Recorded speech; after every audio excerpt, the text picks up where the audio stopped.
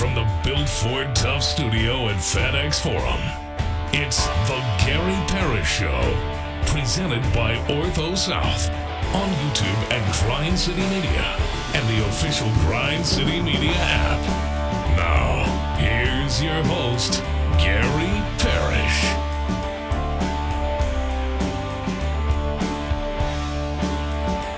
All right, I'm here. My name is Gary Parrish. I'm speaking to you from Midtown Manhattan, New York City. Bennett Doyle produced the program back in Memphis. Glad he's with me. Glad you're with me. Hope you're getting through the day best you can.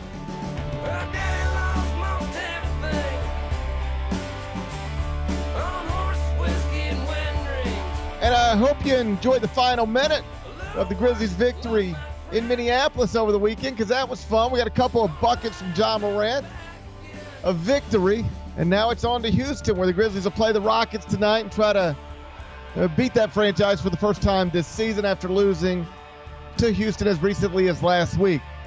Fun game on tap. We'll get ready for it in a second. First, though, quickly, let me set today's schedule for you. In the next segment, about 20 minutes from now, Michael Eaves is going to join me. He, of course, hosts Sports Center for ESPN. You saw him in studio last night after Jaden Daniels and the Commanders went down to Tampa Bay and won a playoff game. Jaden Daniels coming just the fourth rookie ever to win his first career playoff game on the road. I'll talk to Michael Eaves about that and more. He's going to join me in the next segment. Finish talking to Michael Eaves. We're going to take a break, come back, do 5 more things you need to know. At which point we're going to discuss 5 previously undiscussed stories, among them Penny Hardaway's Tigers. Got a scare from East Carolina this weekend, but in the end prevailed. 74-70. That was the final score. So Memphis is now 13-3 overall, 3-0 in the American. I'll tell you where I got the Tigers in the top 25-1. We're going to do that in about 40 minutes. It's going to be Ohio State against Notre Dame for college football's national title next Monday night down in Atlanta. Cool. Wouldn't even be in this position under previous systems. We'll talk college football. We'll do that a little later on in the show. A Florida man has been arrested for trying to do something that you shouldn't do. Brave soul, this fella. A little twisted, too. I'll tell you what he did, allegedly. We'll do that in the third segment. Former Titans coach Mike Vrabel. He's the new coach of the Patriots. Everybody seems to think this makes sense. I'll get Bennett's thoughts. We'll do that in just a bit. And congratulations to Glorilla. It has been announced that she is going to be the musical guest on the first SNL of 2025. The host, Dave Chappelle. Can't get much better than that.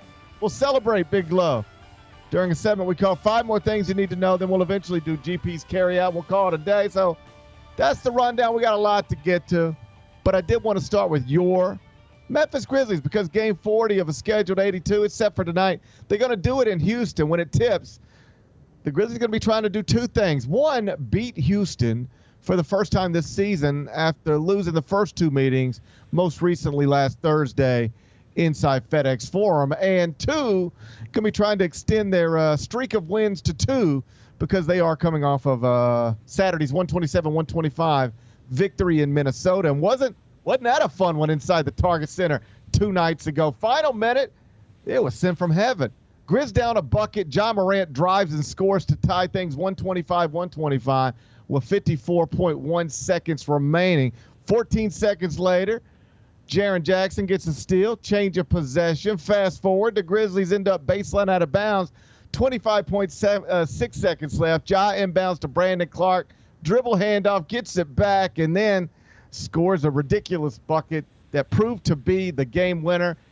Big Bet Bennett, I believe this is what folks describe as calling 12. The Grizzlies called 12 in the final minute multiple times on Saturday night, and it worked out just fine. That was fun to watch, wasn't it? Yeah, it was awesome. I mean, especially considering he didn't have a great game, like just for him to be able to win the game for them, kind of just made you feel good about just that whole situation.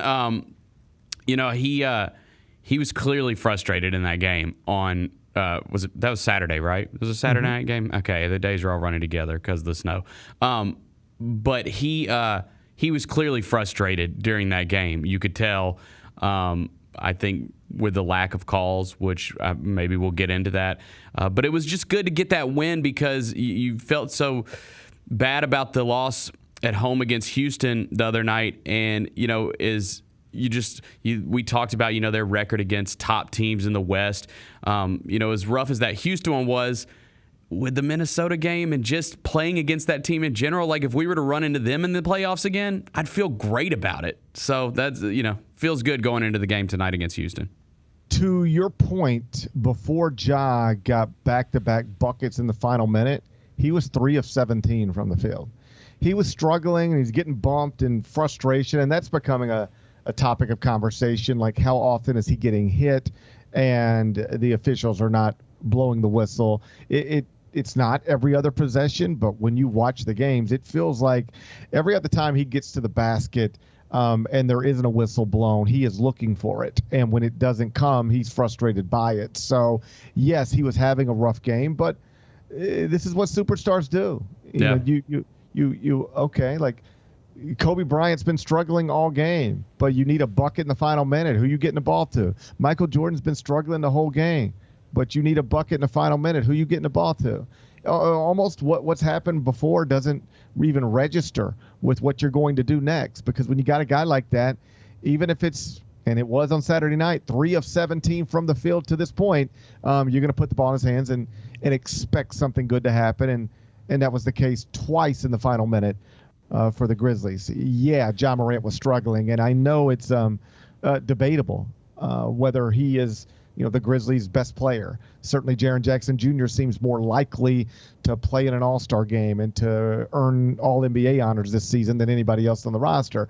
But Ja Morant is still undeniably the guy you want with the ball in his hands in the final minute when you're trying to determine the outcome of a game. He will not deliver every time, but he did deliver on Saturday night. Huge bucket, followed by a huge bucket. Grizzlies get it out of there with a 2-point victory. The story of the game, I think, was Ja's great final minute after a rough previous 47. But there was a sidebar, and I think the sidebar was probably the job Jalen Wells did on Anthony Edwards, the rookie out of Washington State, who was the third leading scorer on a whatever Pac-12 team last season. Mm-hmm. That's who he was. And he got a big job in Minnesota. His job was to try to slow down Anthony Edwards. That is a job I guess somebody has to tackle every game when you're playing Minnesota, in Minneapolis or anywhere else. And it is not a job that it's not an assignment everyone succeeds in. But he took the assignment, and he was terrific. Anthony Edwards averages 20 shots a game.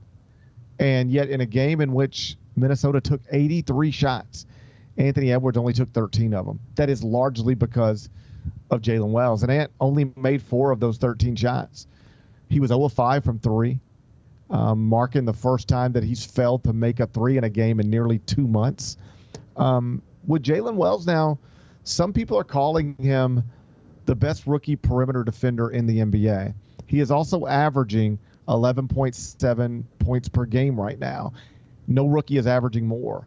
And he's doing it for a team with the third best record in the West that if they win tonight could, end up in second place in the West. Percentage point situation would be as of tomorrow morning, but certainly let's see how this week unfolds. He's doing this for a team that's contending in the West. No rookie's averaging more points per game, and he's being called the best perimeter defender among rookies in the entire NBA. And that's why he's now among the favorites, not necessarily the favorite, but among the favorites to be Rookie of the Year when that award is announced after the season. Big Ben Bennett, most folks seem to still think the Grizzlies might need to add a veteran wing, perhaps Cam Johnson from Brooklyn. There's some internet chatter connecting the Grizzlies to him for obvious reasons. But it should be noted that both DeMichael Cole and Drew Hill, who cover this franchise on a day-to-day basis here locally, have downplayed the amount of attention that should be getting right now. Could it happen? Sure. But right now, according to Drew and DeMichael, it's more of an interesting what if than a development likely to materialize. Either way, we'll see. The trade deadline is still, a ways off. But when Jalen Wells continues to play at a high level and can shut down one of the elite guards in the world, and continues to look comfortable, it does make that less of an urgent thing, particularly when you also have, theoretically, Gigi Jackson and Vince Williams coming back at some point. Just everything we're seeing from Jalen Wells, I hate to sound like a broken record. I feel like we've talked about this before, but that was another encouraging performance in what is becoming a pretty sizable list of encouraging performances. Yeah, man, he's been awesome. Like, I don't know, as far as Rookie of the Year, like, I don't think they're going to take into account his defense, which is what he, like you said, he's been awesome. I think that whoever wins Rookie of the Year is probably going to be the rookie that scored the most points. That's where I land on that. But I think he should be in the mix as much as anybody. You're right. But sometimes, like, I know defense is not the thing anybody's going to be able to find in a box score. Mm-hmm. You typically need somebody to tell you about that. You can't watch highlights and be like, oh, I guess Jalen Wills was great defensively last night. You need somebody to point it out and highlight it. But when people start highlighting those things and pointing out those types of things, it can have an impact on voters. I guess it was a mini thing last week when the Rockets coach, for whatever reason, expressed a lack of understanding in Marc Gasol ever winning Defensive Player of the Year. Yeah, right. But I do think that so weird. It was just out of nowhere. What like, a why weird out of nowhere shot. I didn't understand that. Yeah, like, whatever. I don't even care. Yeah, that's fine. But my point to bring it up now would be that I don't think it was obvious to the untrained eye that Marc Gasol was the best defensive player in the world that season. But there was a lot of advanced metrics that highlighted that and illustrated that. And then you get people like Zach Lowe going on TV and talking about it and saying, Marc Gasol registers ABC, and Marc Gasol is doing DEF. And then next thing you know, that just sort of trickles into the way people are discussing the NBA. And suddenly everybody's calling Marc Gasol the best defensive player in the world. But it all starts with people smarter than the average fan, really diving in, looking at the numbers, and then saying, you guys should be paying attention to this because it's worth paying attention to. Mm-hmm. If enough people keep talking about, did you see what Jalen Wells did to Anthony Edwards? Did you see what Jalen Wells did here? Did you see the assignment Jalen Wells took in this game? Then that can become a part of his candidacy, and it can be something that plays a role in him being honored at the end of this rookie season in whatever ways he will be honored. It's not always going to be great. I mean, it was just not too long ago, James Harden was a very tough assignment for him. And I know bigger wings have caused problems this season. He's been pretty good with the, ones and twos, and when he has to guard bigger guys and stronger guys because his body is, he's a rookie not even halfway through his rookie season. Right. His body will look different this time next year, 2 years from now, 3 years from now. So he's struggled a little bit with size and strength, but largely he's been encouraging, and what he did with Anthony Edwards, undeniably encouraging. So that's the story from Saturday night. Now we see what happens tonight. Grizz-Rockets round 3. Tip scheduled for a little after 7 o'clock. Houston favored by 2.5 points. The Grizzlies right now 1 game back of the Rockets in the Western Conference standings. First place Oklahoma City, second place Houston, third place Memphis. Odds are nobody's catching Oklahoma City for 1, but Houston and Memphis are both competing for that 2 seed in the West, and games like tonight are the type of games that could determine that. We'll get back to it a little later on. Michael Eaves on the other side of this break. Grizz Nation, it's time to send Ja, Sharon, and Dez to the 2025 All-Star Game. Oh! What did we just see, partner? Take 3! Take 3! Bane for 3. Bingo! Desmond Bane heating it up. Blocked by Sharon! Most versatile power forward in the game today. Head to NBA.com/vote, the NBA app, or simply use the QR code on the screen to send your Grizzlies to the All-Star Game today. Let's face it, there's a lot of trash talk in basketball, but the great teams let their performance do the talking. Like Ford F-150 with Pro Power on board, a class-exclusive industry-first feature that turns your truck into a mobile generator and leaves the competition speechless. Ford F-150, official truck of the Grizzlies. Greatness starts here at your Mid-South Ford dealer. Class is full-size pickups under 8,500 pounds. GVWR.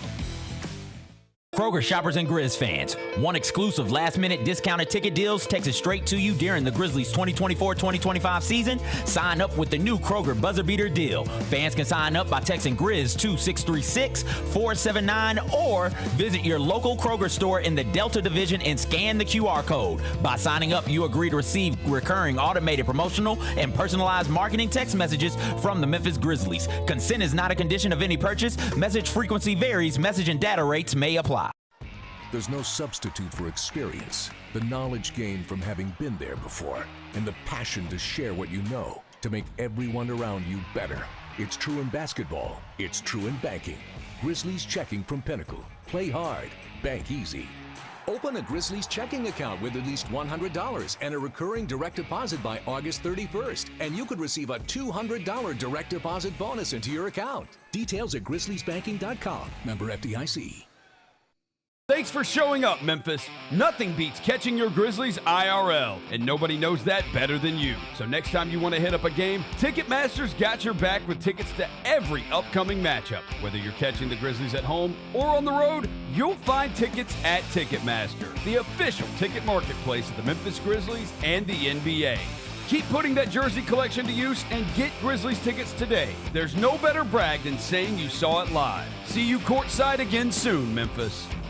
I'm not going to let you get away with this. Yeah, that's fine. I deserve it. You walked in here on Friday afternoon and said the smoke. Every day for the last 2 years, you have said, I am John Buckeye. I said once the playoff matchups were made, you asked what I thought. I said Ohio State's going to beat them by double digits. I said Ohio State's. I walked it all back and went John Vol. I joined General Nealon's Navy. The Chris Vernon Show, live on weekdays at noon on YouTube at Grind City Media and the official Grind City Media app. ESPN put out a list. Top 30 best pro wrestlers under 30 in the world today. Number 1, Dirty Dom. Number 2, MJF. I think Dom is deserving to be number 1. I think he is probably, like I said, one of the greatest heels in the last 10, 15 years. Like you said, he can't talk on the microphone. The fans love it because they feel like they're a part of the show. And that's the best. Without their booze, he's not the best heel. Tune in to Grind City Wrestling weekly on the Grind City Media app and on the Grind City Media YouTube channel. When's the last time you guys played a little one-on-one? It was, I don't even know, like maybe last summer, and there's some footage out there that doesn't want to be released. Like he claims he took it easy on me, but I always beat him. Tune in to the Jessica Benson Show with CJ Hurt, live every weekday at 8 a.m. on YouTube at Grind City Media and the official Grind City Media app.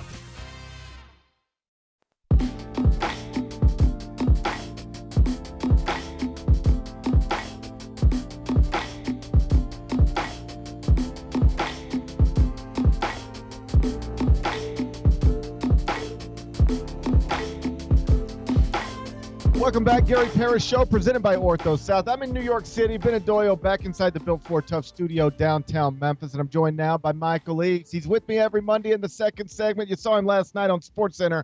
He's here right now. Michael Eaves, it's GP. How you doing? Come on, bro. It ain't that cold to be rocking that heavy of a beanie. It ain't that cold. I get cold in my own hotel room. I swear. I get chilly. I wear long sleeve. Last night I sat in my hotel room until I went to bed in a hoodie and jeans and socks. I get cold. I've got it turned all the way up to 80 right now, and I still never get warm. I was going to say, what do you have the thermostat set to? Like, I set mine low purposely because I like to sleep cold, but you're 80 and you got a hoodie? Come on, bro. It is on 80 right now. I am unusually cold at all times. I don't know what's going on with me. I got to get it checked out probably. Could it be the bald head? It could be the bald head. It could. There's theories out there. I don't know what it is, but I promise this is not just to look great on a screen. All right, fair enough. My head is actually a little cold. Hey, so I watched a playoff game last night. Then I watched you on SportsCenter. The story, obviously, Jaden Daniels, the Washington quarterback, becoming just the 4th rookie QB to ever win his first career playoff game on the road. He did it with a big drive late. And I just saw Washington fans just sort of celebrating. That franchise had been such a joke for so long, but then they get a name change, ownership change, and draft a star quarterback, and now here we are. What did you make of what we watched Jayden Daniels do last night on that stage? I think it's just a continuation of what he did throughout the entire regular season. He's one of the more impressive rookie players, let alone quarterbacks, that comes to this league in quite some time. We were talking to Tim Hasselbeck on SportsCenter last night, and then on Saturday he was in studio with us, and we were looking ahead to that game. And he was talking about it's interesting to see how Jayden Daniels will perform, because the playoffs, like the NBA, like Major League Baseball, the game speeds up. The intensity notches up a level. It felt like to me, Gary, watching that game, that not only was the game slow for Jayden Daniels, it feels as if he makes the game slower for his teammates, right? Like his poise and composure, his command of what's going on sort of settles everybody down. And you weren't making these rash mistakes that we saw other teams making in other games over the weekend. I don't know what it is about him that, like, unfazed and unbothered, like maybe those are his real birth names, because nothing seems to rattle this young man, regardless of the situation, regardless of where they are on the field. He just steps up and does whatever's necessary to make a play, or sometimes make a big play, including leading his team to victory on the road in the fourth quarter to kick that game-winning field goal. And I know in the moment it was a little controversial, if not a lot controversial, that Washington was going for these fourth downs. One didn't convert, the other one did. But to me, it said something about Jayden Daniels that staff believes enough in him to put him in that position on that stage in his rookie year. I don't know whether it was a smart football decision to go for those fourth downs, but I thought it said something about the belief they have in their quarterback that they were willing to do it. Well, if you're talking analytics, that say there were bad decisions, like they should have kicked the field goals in those situations. But again, numbers are one thing, but you have to have a feel for your personnel and especially your quarterback in that situation. You're right. Look, Dan Campbell has been getting praised, as sometimes criticized, but also praised for as many times as the Lions have gone for fourth downs.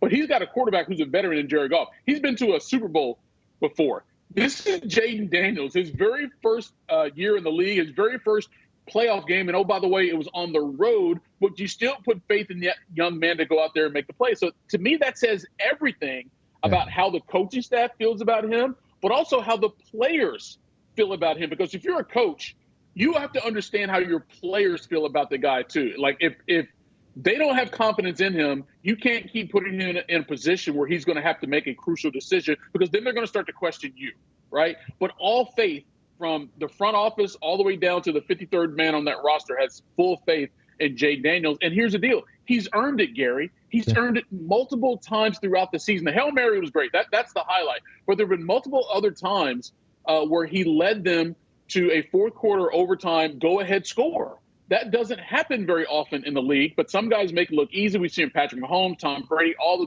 guys through the years. But Jayden Daniels has done it so far in his rookie campaign.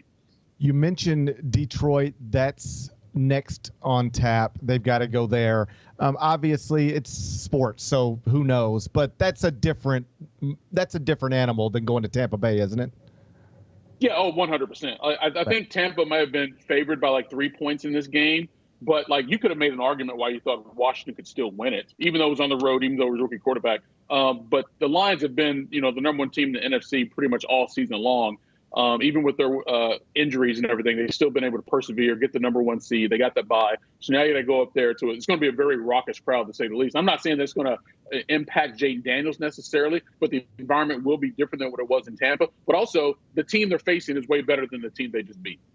Our viral NFL moment from yesterday, A.J. Brown, Eagles receiver, spotted reading a book on the bench during yesterday's win over Green Bay. On one hand, hilarious. On the other hand, unusual. He said it had nothing to do with having one catch for 10 yards. Do we believe it had nothing to do with having one catch for 10 yards? I don't know if it had nothing to do with that, but if that's not the first time he's been reading that book on the sideline, then maybe we don't need to make a big deal of it. Maybe he's trying to find a way, Gary, to stay emotionally grounded in adverse circumstances. And by reading that book, there's some self-care or self-help tips he's found in that thing as a reminder as he's going through it to sit there and read it, to absorb it, and then go out there and still perform. Again, if it's not the first time, to me, it's not a big deal. It looked like a big deal because it's the first time we've seen it. But based on that book, that's not the first time he's reading that book for sure. Like that book has been used and the guys even have a nickname for it. So to me, it's not that big of a deal. I think the circumstances just kind of it did make it funny for sure. It is wild. Like I saw Amazon searches and purchases and all that stuff, like, spiked as soon as this thing started getting the attention it went. So some author somewhere is the book sales are going up today. It's now set for next Sunday night in primetime, Ravens at Bills, Lamar Jackson, Josh Allen. Those are the two front runners for MVP. To be clear, because I hear a lot of people talking about this will not determine the MVP. That voting is done and it's already been established. It just won't be announced until next month. But it will determine who plays in the AFC Championship game. You mentioned a point spread a minute ago. Are you surprised here that Baltimore is actually a slight favorite on the road? Well, I think Baltimore's played better. They played more consistent football the last, let's say, 2-3 weeks, right? And you have Lamar Jackson and Derrick Henry. And for the most part, when we think about the Bills, we only focus on Josh Allen. So I think I can understand why that number would be set to where it is. Also, you have to realize that Vegas sets a number coming out so that they anticipate money moving it a certain way. Always have to remember that. The first number is not what Vegas actually thinks. They're trying to make the money move a certain way. But based on the way they've played, yeah, I could see Baltimore going up there and winning that game. There's nothing to say that Buffalo is invincible. I mean, we've seen them lose games this year that probably didn't think they should have, although you say the same thing about Ravens as well, especially that loss to the Raiders and the Browns. But I think for me, it is intriguing, Gary, because these are the two leading candidates for the MVP, and everyone's going to be focused on these two. And here's what's going to happen. Regardless of who wins, the losing quarterback's going to get way too much blame for what happened. That's just the nature of this nature of our sports talk realm right now, and that's what's going to happen. But the way these guys have played throughout the regular season, they are both worthy of being the MVP. But again, we're going to get two MVP contenders going head to head, and that's the one game I'm most excited about, and I think most NFL fans are as well. One last thing on the NFL. Tonight we get Vikings-Rams in Arizona instead of California, and that's because of the fires that have so far taken 24 lives and destroyed countless homes and businesses and terrain. I've spent a lot of time in California. I love it out there. It is heartbreaking watching this unfold. You actually lived there and worked there and called it home for a period of time. What's it been like you watching everything that's happened over the past week in Southern California? For me, it's been a sense of helplessness because I'm so far away. And, even though I've been donating money and sending items to various groups throughout the area, sometimes it feels kind of hollow because it's just money and it's just things. But then you have to step back a little bit and realize what that money actually goes towards and why people actually need those things. So it's made me feel a little bit better about it. I mean, I lived there for 10 years and, I've been on the East Coast now for 12 years, but if I could move back to Los Angeles tomorrow, I would do it just because I love that area of the country so much. And the thing, there are fires every year, Gary. There are. This one's different because there's more than 10,000 homes, plus other people who've been evacuated in areas that are nearby that destruction. California hasn't seen that type of fire damage in quite some time. There was a big one back in 1993 down in Orange County in Laguna Beach area that burned nearly 500 homes. But this is 10,000. And it's just hard to grasp if you're not from there. Here's an example. The Palisades fire is almost 1.5 times bigger than the size of Manhattan. That's how much acreage has burned. You put that into some type of concept. If you've been to New York, if you haven't, just look it up on a map. Do a Google search map for Manhattan and look at the size of that. Then you will understand the scope of what's happening in Los Angeles. And that's just the Palisades fire, right? There were 4 other fires that were significant, including the one in the Altadena-Pasadena area. Again, it happens every year, but not to this scale. And you're just sitting here for someone who's lived there for so long is you feel helpless. And I can't imagine what the people who are actually dealing with it are going through, whether they lost their home, they lost their business, their friends, their families. And you mentioned 24 people lost their lives, including some people who stayed back to try to save their homes. There was one man who was found with a garden hose in his hand, and his body was by his house trying to save it. That's what's really happening. I will say the one thing that's made me feel good a little bit about it is the community coming together and everyone looking to help and support. And look, that always happens in American society, whether it's tornadoes in the Midwest, the floodings we just had in Florida and North Carolina. The local community always comes together, and the same thing is happening in Los Angeles, but it's going to be quite the rebuild considering just how vast the damage has been. Last thing before I let you go. This time last week, I was just sort of wondering aloud if the Cooper Flagg hype machine was ever going to actually reach the point where I thought it might get. I was a little surprised it hadn't elevated much, given that he's been awesome and Duke is one of the best teams in the country. And then last Tuesday night, he went out and had a viral dunk in transition, followed that up over the weekend. He got 42 points in a win over Notre Dame, set the ACC freshman record for points in a single game.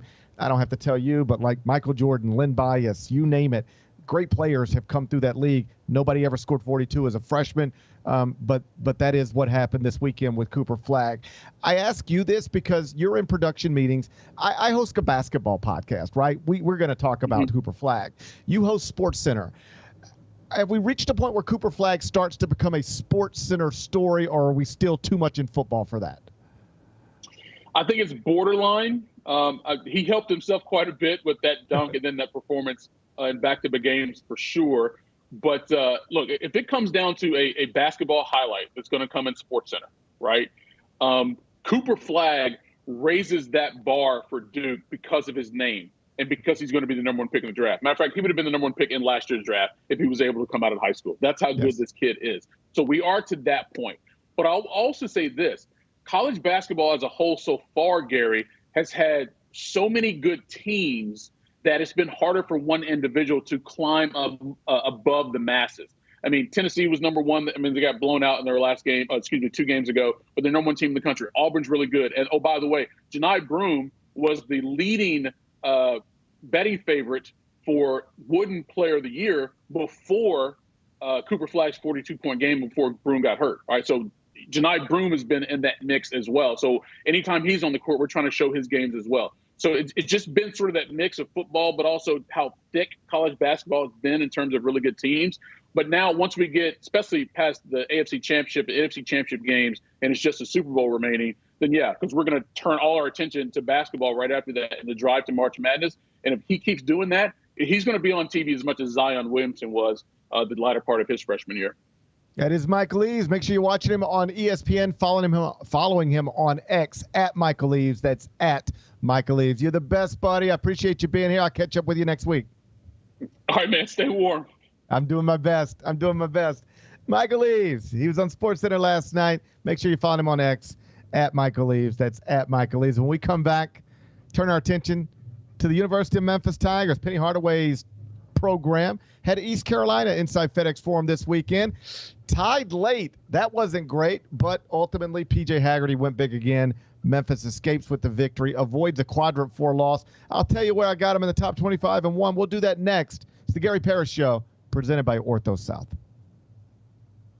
Somebody who really has done what they were supposed to do, or maybe wasn't expected to do, is Jalen Wells, the Western Conference Rookie of the Month. What you're seeing right now is him showing that, hey, no matter where I was going to go in the draft, I was going to be ready. Hey, Grizzlies fans, be sure to tune in to Grizzbeat, where the panel and I break down all things Grizzlies and take a look at the rest of the NBA as well. The show is live every Wednesday, 2 p.m. on YouTube at Grind City Media and the official Grind City Media app. I can't wait to see what your number one. If that's your number 2. Number 1 for me. Come on, man. I listen to the Bells, Luther Vandross. I love Luther Vandross's Christmas album. I got to go back and listen to that one, man. I'm sure I've heard it. I listened to the Bells and they made me remember. Get all of your HBCU sports and culture news by tuning in to HBCU Huddle with CJ Hurt and Mike Wallace. New episodes drop every Thursday on grindcitymedia.com, YouTube, and Spotify. Grizz Nation, it's time to send Ja, Sharon, and Dez to the 2025 All-Star Game. Oh! What did we just see, partner? Take 3! Take 3! Bane for 3. Bingo! This man Bane heating it up. Blocked by Jaron! Most versatile power forward in the game today. Head to NBA.com/vote, the NBA app, or simply use the QR code on the screen to send your Grizzlies to the All-Star game today. Our fans have a huge impact on our ability to play to the level that we're striving for. Drop off, Morant. Oh! Well, you wanted home crowd involvement. I love those moments where you see our guys engaging in the fans, and the fans just get pumped up. They are standing in FedEx Forum. I would hate to be on the other side with the opposition when FedEx Forum's rolling. That's such an unbelievable relationship that our group has with our fans. Kroger shoppers and Grizz fans, one exclusive last-minute discounted ticket deals takes it straight to you during the Grizzlies 2024-2025 season. Sign up with the new Kroger Buzzer Beater deal. Fans can sign up by texting Grizz to 636-479 or visit your local Kroger store in the Delta Division and scan the QR code. By signing up, you agree to receive recurring automated promotional and personalized marketing text messages from the Memphis Grizzlies. Consent is not a condition of any purchase. Message frequency varies. Message and data rates may apply. Sonic Radio. Welcome back to Sonic R&dio. That spells radio with me, the CIO. This just in, the new Sonic $1.99 menu lets you build a crave-worthy meal for just $1.99 an item, whether that's a creamy shake, crispy tots, or a quarter-pound double cheeseburger. This just out. Ostriches. They're mean, not very cute, and in my opinion, way too big for a bird. Don't miss the Sonic Fun 99 menu. 5 items, always $1.99. Live free, eat Sonic. Tax not included. See menu for details. Grizzlies fans, dunks, dimes, and no-looks are great on TV, but nothing compares to catching them IRL. And that starts with buying tickets at Ticketmaster, the official ticket marketplace of the Memphis Grizzlies and the NBA. Ticketmaster gets you to the game so you can catch every highlight in person. From seeing your favorite Grizzly stars up close to hearing the squeak of the sneakers on the hardwood. Put that jersey collection to use and get tickets at Ticketmaster. There's no better brag than saying you saw it live. See you courtside, Memphis. I'm not going to let you get away with this. Yeah, that's fine. I deserve it. You walked in here on Friday afternoon and said the smoke. Every day for the last 2 years, you have said, I am John Buckeye. I said once the playoff matchups were made, you asked what I thought. I said Ohio State's going to beat them by double digits. I said Ohio State's. I walked it all back and went John Vol. I joined General Nealon's Navy. The Chris Vernon Show, live on weekdays at noon on YouTube at Grind City Media and the official Grind City Media app.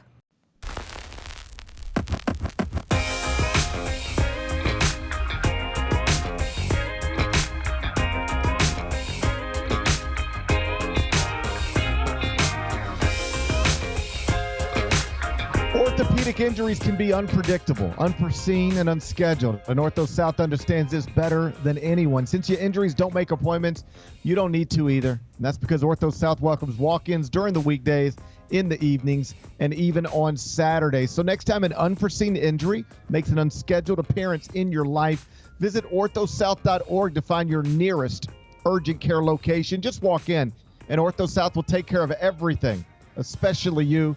Learn more at orthosouth.org. That's OrthoSouth at orthosouth.org. Now, I got 5 more things you need to know. Number 1. Penny Hardaway's Tigers. Victors this weekend. Final score 74-70 over East Carolina. Bennett, I won't say it was without drama because it wasn't without drama. They were actually tied in the final minutes. I was live on CBS Sports Network, and they had we're catching up on scores around the country. And they said, GP, can you talk over this Memphis East Carolina graphic? I said, I haven't seen much of the game because we've been talking on television, but yeah, I can come up with something. And I said, and before I could even ask, where are they at in the game? It was like, all right, we're back. And they just flash it up. And I did not know what I was like, oh, buddy, that ain't good. I think it was 68-68 at the time. But Memphis, flourished down the stretch, escapes with the victory, avoids the quadrant 4 loss. Once again, PJ Haggerty, terrific, 25 points, 4 rebounds. He had a steal. So Memphis is now 13-3 overall, 3-0 in the American Athletic Conference. They did lose one of their victories in the first 2 quadrants because of stuff happening elsewhere around the country. They had 10 wins inside the first 2 quadrants before the weekend. Now they only have 9. They were leading the country in that department heading into the weekend. Now they're tied with 4 other schools, specifically Auburn, or 3 other schools, specifically Auburn, Alabama, and Oregon. But still, hey, we can nitpick it if we want to. But, Bennett, I'm old enough to remember last season when you might lose games to East Carolina. So this season, I'm willing to take wins however we can get them. You were 2-0 in the AAC on Saturday morning. You went to bed 3-0 in the ACC on Saturday night. Honestly, that's good enough for me. It's good enough for me, too. I mean, we've talked about this. Like, they're obviously going to get every team's best effort in the AAC. And, you know, I completely agree with what you said. Like, they would have lost this game last year. And we've seen from this team this season, I do think that there's a bit more resiliency there. Like, they've come out on the other side in tight games, whereas last year's team folded. So I feel really good about that. It was obviously kind of concerning because, like, you're in a tight game against a bad team at home. But, you know, at the end of the year, like, we've talked about this, GP, like, when the committee's deciding seeding for the tournament, like, they're not looking at how much you beat a team by or how much you lost to a team by. They're just looking at the wins and losses. So I'll take the wins however they come. Yeah, I mean, you know, they're looking at everything, obviously. But the wins and losses matter more than anything else. And you know, I can do 25 minutes on and so what were the issues that led to Memphis being in a tight game with East Carolina if you want me to. I mean, I could fake it. Yeah. I just don't care. I just win the games. Just win the games. Just win the games and get to the tournament, and then get a seed that sets you up to advance, and then let's go play it and see what happens. Obviously, you'd rather look sharp than not. Obviously, you'd rather win by 30 as opposed to 6 or 4. But last year, I don't know if they lose that game last year, but they lost games like that last year. Too many of them. That's how you go from 10th in the country to out of the tournament in a span of a couple of months. They went from 10th in the AP poll to out of the tournament in a span of a couple of months. So this season, I'm just happy when they can avoid those. But that is going to be the story of the rest of the season. Like, this is all it is. It's games like that. Yeah. It's why when people try to tell you, the league's better than you think. No, it's not. It is not. The league is awful. I mean, awful. Do you know where it ranks right now in terms of basketball leagues in the country, according to the net? Oh, I'll say, okay, so just to give you some context, the SEC ranks number 1. Yeah, Big 10, Big 12. And the SWAC ranks 31st, okay? Where do you think the American Athletic Conference is? Yeah, so I'm already going to put it behind SEC, Big 10, Big 12, probably Mountain West, ACC, Big East. So that's 6 that are easy. That's 6 that are easy. If you can think of a conference, say it, and you'll probably because you told me Conference USA was better than the AAC this year. That sucks. Come on. Conference USA rates 3 spots better among conferences. Okay, so I got 7 leagues easily off the top of my head. So I'll just say they're 10th. They're 11th. God, how's that possible? Well, here's who's ahead. SEC, Big 10, Big 12, Big East, Atlantic Coast. Mountain West is at 6. Atlantic 10 is at 7. Atlantic 10. Conference USA is 8. The West Coast Conference is 9. Yeah. The Missouri Valley Conference is 10. Come on. And the American is 11. I can't even name 3 Missouri Valley Conference teams. Come on, Bennett, dude. I'm not sure I can either.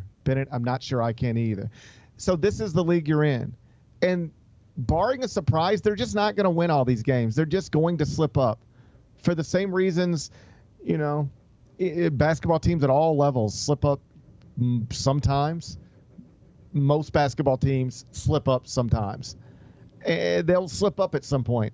And then we'll have to come in and talk about how they bounce back and talk about how damaging that quadrant 3 loss was or how damaging that quadrant 4 loss was.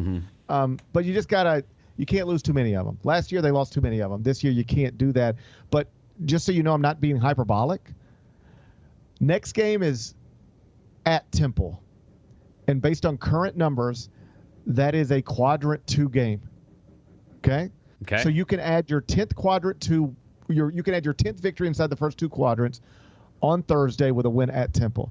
Do you know what comes after that? I won't bore you with the team names. I'm just going to say the quadrant that the game will be played under. You ready? After Temple is a quadrant 2 game later this week. This is the rest of Memphis's regular season schedule.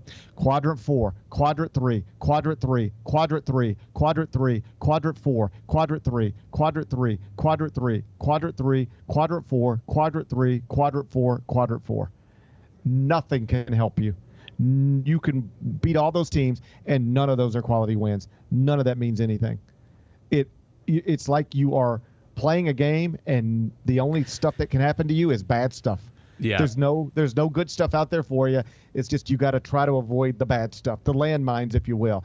Don't step on too many. You'll be just fine. Step on too many, we'll be having conversations like we had last season. Yeah, it's why, like, as long as they're going to be in this league, and we've talked about this before, I would love for Penny to try to go out and find a team that's, a high-level mid-major team or something of that nature, like how Memphis used to do with Gonzaga back in the day, where they play that game later in the season, like actually during the midst of conference play, because you want to have better opportunities than this in the midst of your season, like when you're in the very middle of it, and they just don't.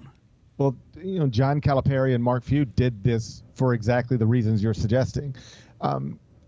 Just to sharpen yourself, against because Gonzaga was dominating the West Coast Conference. Memphis was dominating CUSA. John and Mark got together, said, hey, let's play each other, and typically put it in the middle of the conference schedule, just so we can step away from our league. All of these games where we're 20-point favorites. And it will also not just allow us to test ourselves, see where we're at against a capable opponent, but it also launches us back onto the national radar. Like, hey, Memphis has been playing nobody for weeks. Gonzaga's been playing nobody for weeks. But now they're going to play each other, so we'll pay attention to that, right? So it served a lot of purposes.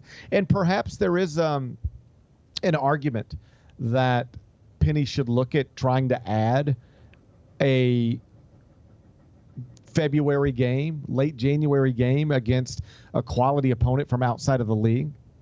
Find somebody who's willing to do that. You're not going to be able to find an SEC school who's going to want to do that, Big 12 school who's going to want to do that. But you could find the way you put it. Like if you had a game right now against like Utah Murray State. Well, that wouldn't really do it for you. That would just be like I know, but they've been competitive, right? Like sure, yeah. I mean, I'm thinking more like along the lines of like right now, college basketball. If you had a game this weekend against Utah State out of the Mountain West, that would be ranked on ranked. It would give them a game against a quality opponent with a number next to its name. Give you a game against a quality opponent with a number next to its name. It would check some boxes for sure. So perhaps there's an argument that Penny should look at something like that. But for now, I'm more focused on just get through the schedule. Just be Temple. And I'm not requiring you or even asking you or even expecting you to never lose any of these quad 3 or quad 4 games. That's a pretty ridiculous bar. Just because you're supposed to win all these games doesn't mean you're actually supposed to win all of them. Just because you're supposed to win every individual one, like they'll be favored in every game going forward.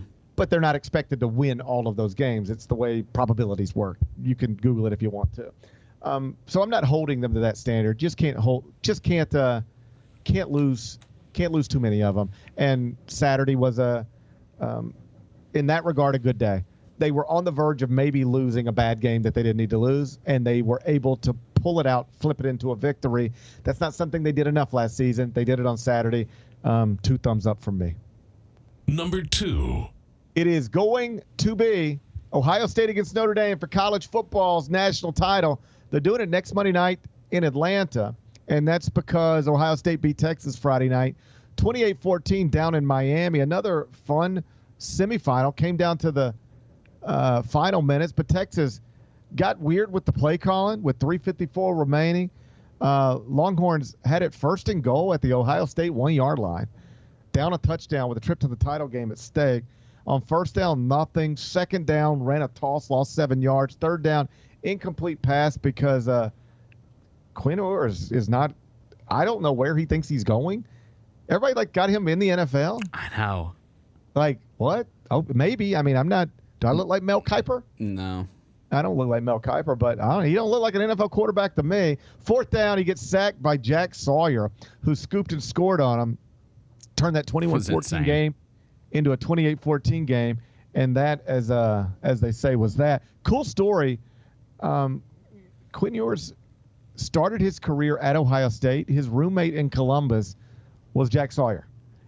And then it's Jack Sawyer who, senior defensive end from the Columbus area, like sacked his former roommate and scored the touchdown to put the game away and send his school to the national title. Like, what's cooler than that?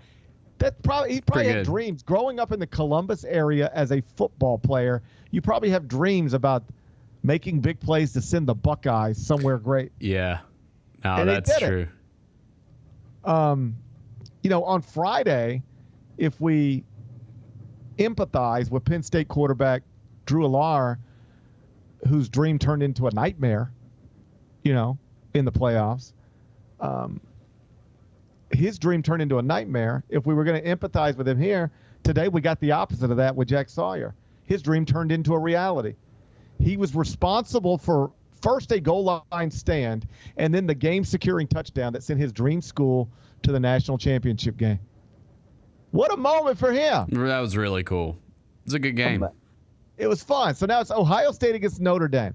It's the number 7 seed against the number 8 seed in Atlanta on Monday night. In the BCS era, there's no way these teams play for the title.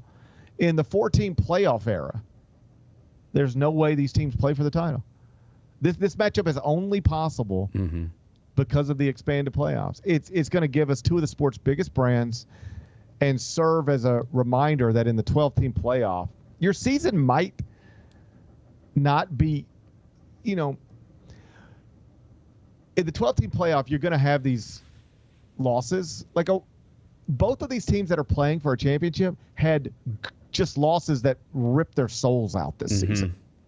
Notre Dame early to a mid-major, Ohio State late to a rival.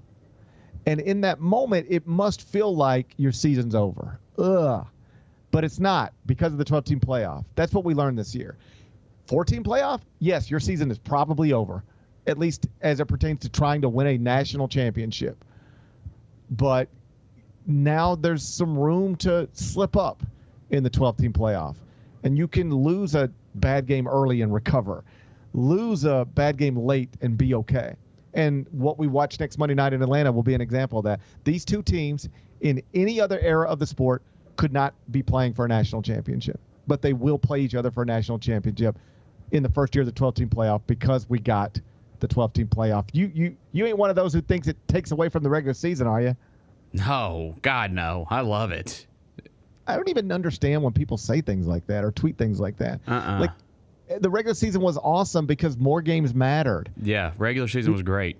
Because more games mattered and more people were playing for things. And we can have conversations about, like, okay, Ole Miss has lost twice, but if they don't lose again, then what happens? In a previous era, Ole Miss loses twice. We're just done talking about Ole Miss. It's just over. But we got to have conversations deep into the season about Ole Miss and Alabama and Tennessee, conversations that we otherwise probably would not have gotten to participate in. So the regular season was awesome, compelling. And then this is just what happens in the playoffs. You ready for this? We're probably not going to get the two best teams in the Super Bowl. We don't always get the two best teams in the NBA Finals. We hardly ever get the two best teams in the World Series. Like, this is the way postseason sports work in America. And I know that if you live in Europe and follow soccer, you might think it's silly the way we do it. And I know if you've never lived through this, because none of us have ever lived through this, you might yearn for the good old days. But this is the way it works. You take a bigger than we've ever had it bracket, put teams in it, and then enjoy it. Yeah. And that's what I'm doing. I'm not getting caught up on, is the best team in the country really going to win the national championship? I don't care. We put a bracket together. We told teams to go play. These are the two teams that advanced to this spot, and either side is an amazing story. On one side, you've got Marcus Freeman, who is only in this position. I think this is interesting because Brian Kelly decided you can't win a national championship at Notre Dame. He said, if I ever want to hold the big trophy, I got to get out. I got to go to LSU. Yep. You can't do it here. Like touchdown Jesus and all that's, it's cool, play like a champion today and Rudy, that's neat, but that's another time. In this era, you got to get to the SEC. You got to get to LSU. Well, he ain't playing for a national championship at LSU, but the school he left is without him. Awesome story. And then Ryan Day, My God. This guy was like, if you would have left it up to Ohio State fans 20 minutes after they lost to Michigan, hey, you guys, it's up to you. We're going to put it to a vote. Just right now, we're voting. You want him back or not? You want him gone now? Or they would have fired him. Yes. They did not want him anymore. And now he's an 8-point favorite in the title game. Like, unless Ryan Day is upset, and, that can happen. That's how he got, into a position where he was being criticized. But unless he's upset, he'll be a national championship coach a week from today. Awesome story. It is pretty cool. Yeah, Build it is pretty a big cool. bracket. Build a big bracket and just enjoy it. That's what I'm doing. Ohio State, Notre Dame next Monday night. I'm going to enjoy it. How you think they're feeling at the SEC offices today? A little humbled, I would hope.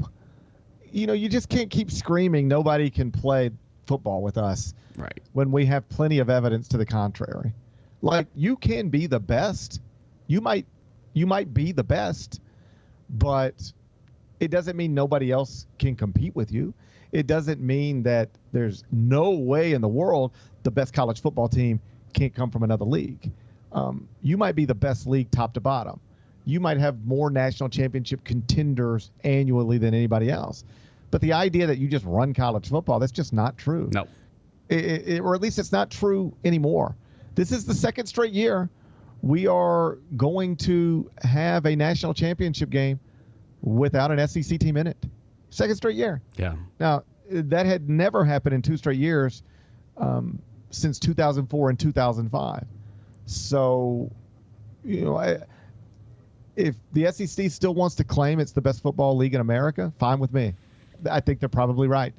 But they play good football other places, They play good football in other parts of the country, and I think this playoff has highlighted that. One other note on Indiana, they were sort of the ones that got beat up in the beginning of this playoff, people debating whether they belonged in, then people laughing at them when they weren't that competitive in the playoff. But do you realize Indiana at this point finished 11-2? You know what their 2 losses were? Notre Dame, Ohio State. Yeah. The only 2 teams that beat Indiana all season were the 2 teams that are going to play for the national championship next Monday. So they might owe that fella at Indiana an apology. Okay, maybe Indiana wasn't the best team in the country, but the only teams that beat them this year were Ohio State, Notre Dame, the 2 teams that are playing for the national championship. That's an incredible first year for Kurt Cignetti and at Indiana, and we'll see where they go from here. But fun game next Monday night. I'm ready for it. I don't know if I'd be rooting for Notre Dame or Ohio State, but no matter who wins it, it's an incredible story for either Marcus Freeman or Ryan Day. Number 3. A Florida man has been arrested, Bennett. What's going on? Oh man, you don't even want to know. Oh yes, I do. This is one of those where I put it in there, and then by the time we get to it, I'm like, I don't even know why I did this. Mm-hmm. Is it too much? Florida man I'm just going to tell you the story. Okay. I'll judge. You be the judge if it's too much or not. Okay. There's a fellow named Donald Calloway. He's 53 years old, lives in Florida, Lake Wells, to be specific. According to police documents, got a 911 call. Somebody said, yo, man, you need to get out here. There's a fella. He's out here standing next to a horse, and he's doing some things to this horse that it don't look like. I don't think you should be doing this to a horse. Oh, my God. And so the cops show up, and the fella's just there, and they called him. I don't know how to say it, Bennett. Yeah, you got to be careful. Okay, I'm going to say it this way. Mm-hmm. Donald Calloway, 53-year-old fella, Lake Wells, Florida. He was caught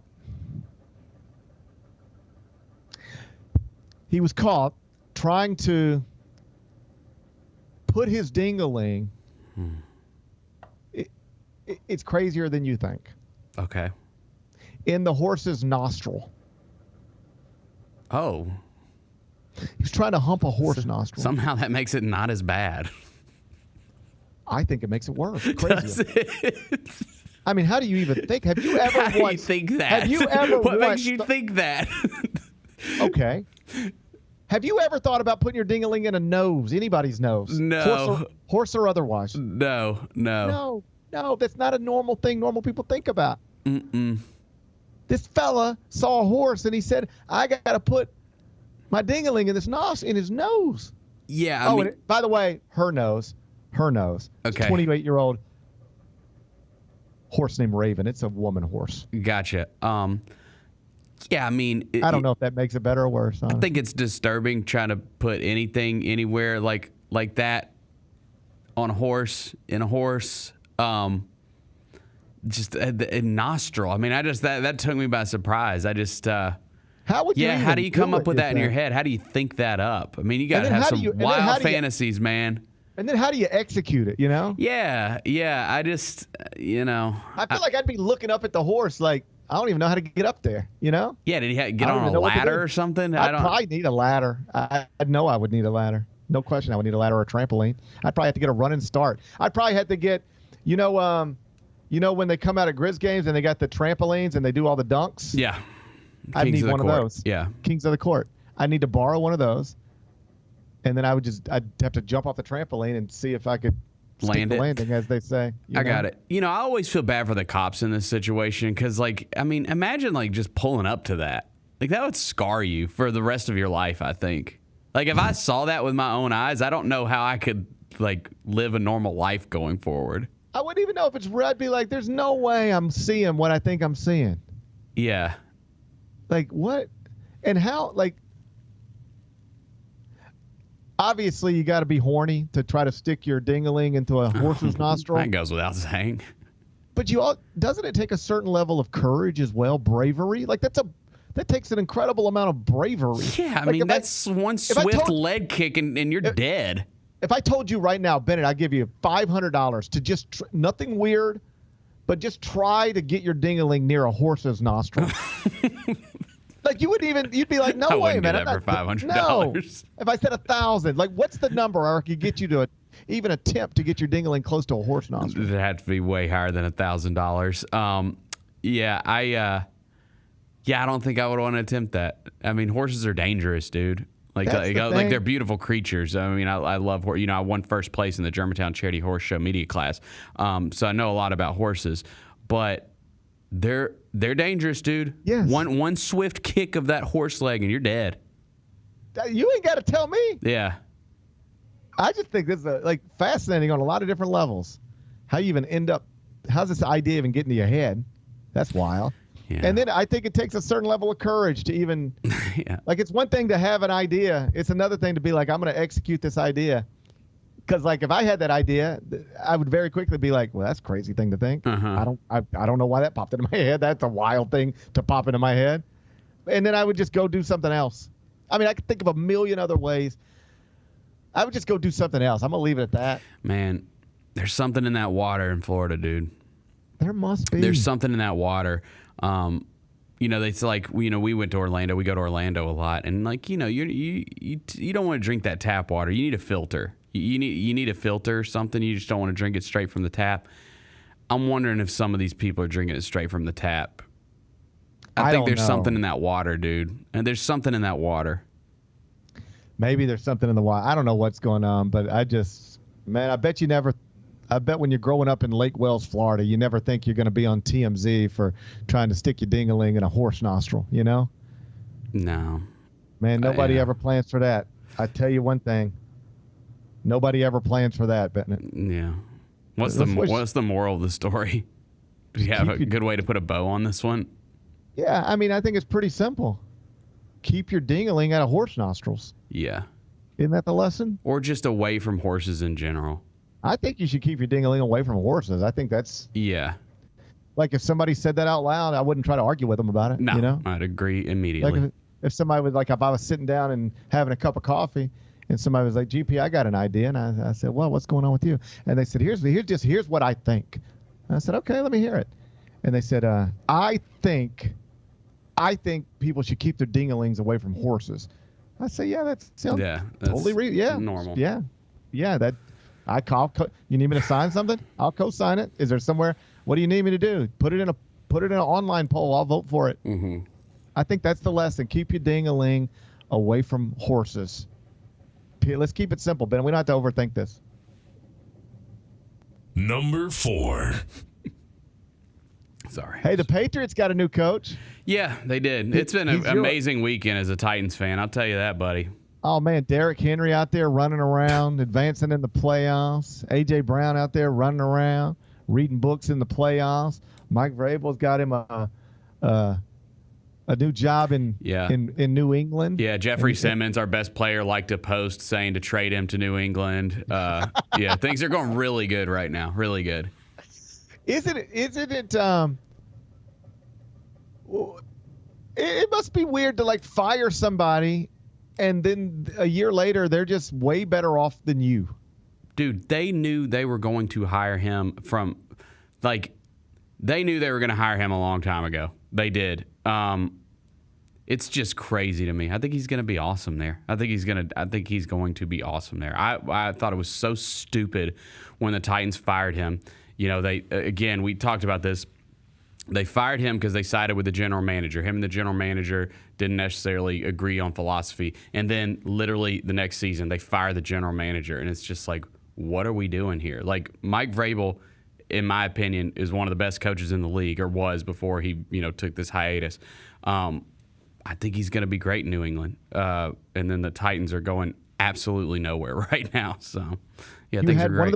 You had one of the best football coaches in the world, and a totally whatever general manager. Yeah. Keep in mind, general manager over the coach. Why? I don't know. And then the GM was on. He actually went on local radio in Nashville today, and he didn't really say anything. Rand Carthen didn't really say anything. Like, there wasn't a lot of noteworthy stuff that came out of it. He said, he thought he got fired because of the record, and they didn't win games. Which, yeah, I mean, I get it. Vrabel. This time next year, you will not have. This coach will not be there anymore. You'll have a new general manager. The whole thing will be different, and you'll be looking at Mike Vrabel and going, "Got it." Why do we get rid of that guy? Yeah, why do we get rid of that guy? The other place where this happened, totally different sport, different set of circumstances. But like Texas fired Rick Barnes. Yeah. Texas. It wasn't like It wasn't like it fell apart on him. He went to the NCAA tournament, got fired. He went to the NCAA tournament almost every year he was there. He was there 17 seasons. Went to the tournament almost every year. Went to a Final Four. They just decided, man, we don't want you here anymore. And now he's at Tennessee with the number 1 team in the country, at least as of this morning. Mm-hmm. And Texas has never been, again, what it was under Rick. They're now on their 3rd coach since Rick Barnes. Meantime, Rick Barnes has had multiple teams ranked number 1 in the country at Tennessee. It's similar in the sense that right now, Texas would kill to have a coach like Rick Barnes. You had him, and you told him to go away. Similarly, the Titans would kill to have a coach like Mike Vrabel. You had him, and you told him to go away. Oh, Bennett, I think better days are on the way, but I don't. I do not think better things are on the way, GP. Okay, better days might not be on the way, man. Hey, in other coaching news, you see the breaking news? What's up? No. Dallas Cowboys. What? Mike McCarthy. They fire him? He's donezo. He's done? Yeah. I never bought into that. There was like a lot of people seem to assume that he was safe after this season, that they were, I don't know why, maybe just because they thought that Jerry didn't want to like look like he didn't know what he was doing by hiring the guy in the first place. But the whole time I was like, of course they're going to fire him. They've been terrible. Like, what are we talking about? They had a horrible year. It feels like all I've heard, like almost since he got hired, was like, when are they going to fire him? Mm-hmm. It's almost like they've been waiting to fire him. That's all. I mean, I don't pay attention to it as closely as I agree. But it's just like they've been waiting to fire him. So it never made sense. Like, yeah, just move on. You've been all I hear talking for years about it. Yeah, you've been wanting to move on for years. Just move on. So he's out. Dallas now looking for a new coach. New England's got one. Congratulations to the Patriots. Number 5. Congratulations to Glorilla. Did you see this? Yes, I did. The first SNL of 2025, hosted by Dave Chappelle, who is one of the GOAT hosts of Saturday Night Live, at least in my humble opinion, and your musical guest, Big Glow, from right here in Memphis, 25-year-old superstar whose debut album went to number 5 on the Billboard charts and reached number 2 in the R&B hip-hop charts. She's got 4 hit singles over the past year, nominated for 2 Grammys. She was on Rolling Stone's list of best albums and songs of the year. And now look, musical guest on Saturday Night Live. And she's been in the gym. You seen her? She's been in the gym. Yeah, she's looking great. That's awesome. She's getting strong. That's a good show right there. Chappelle hosting and Glow performing. That's awesome. I'm fired up about that. And just to hammer home how big of a deal this is, because I know sometimes younger people are like, SNL, who watches SNL? Well, old people do. People like me, right? But they still get big stars. Look who's hosting the following week. Timothy Chalamet. He's hosting and performing. That's right. How about that? Sometimes people do that. Ariana Grande, I think, does that sometimes. So what, he's going to perform the Bob Dylan songs? He's got to. I thought about it. I mean, I guess you got to, right? But is that weird, standing up there playing Bob What Dylan else songs? is he going to do? The Willy Wonka song? Like, what? He don't really have his own music.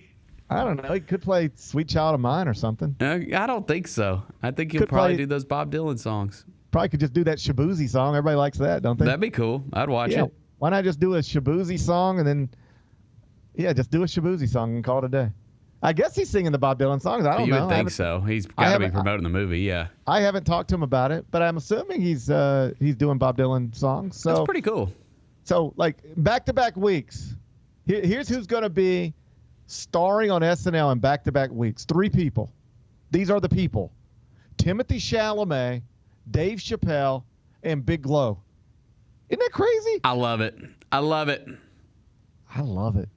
She deserves it all. It is cool, like, that we, it's, I'm not saying that, like, certain artists have, like, faded or anything like that, but it is kind of cool that, like, we typically always have, like, a big-time national star that's relevant, that's from Memphis, like, almost at all times, you know what I mean? Like a musician, right? Like an artist. And she's that right now. It's cool. She's the biggest. It's not even close. Yeah.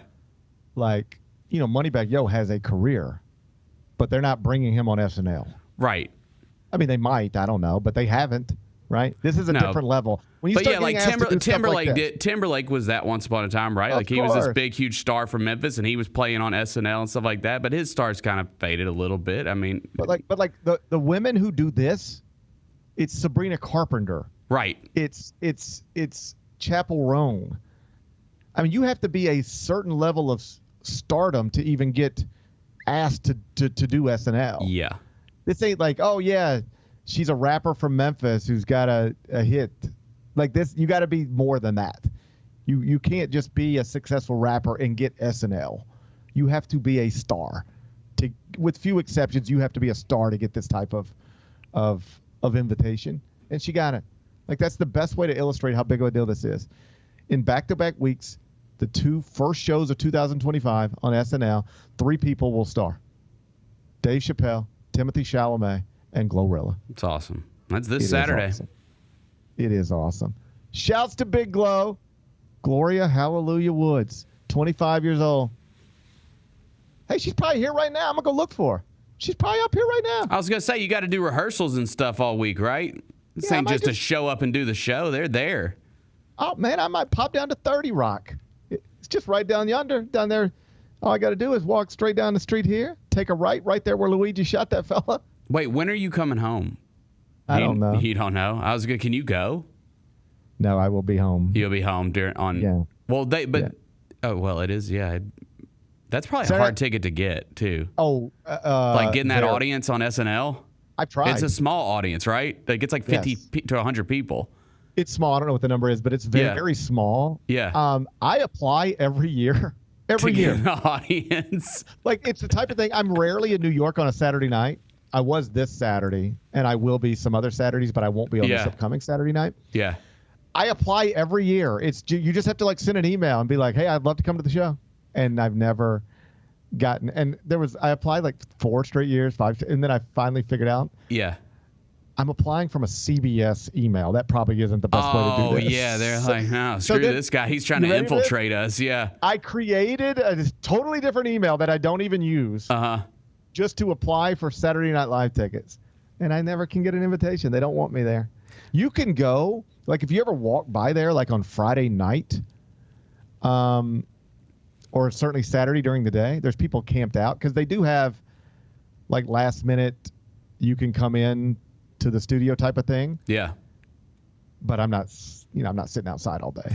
Yeah, I got you. My wife was in the audience of Watch What Happens Live, the Andy Cohen. How about that? The Andy Cohen. Well, it was a virtual audience. It was during COVID, but Okay, still, so not at all. No, So it was the virtual audience counts.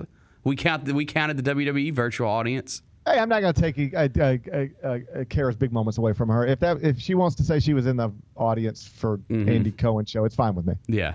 I'm not for going to sure. object. I've never been. I don't think I've let's ever let been. her have that. Yeah, let's let her have that. Yeah. Thank you. You've never been in a studio audience? I don't think I've ever been in a studio audience, no, for like a filming. I've been in like a fake studio audience, Universal Studios before, but no, I've never been in a studio audience where they're filming an actual show. No. I went to Letterman.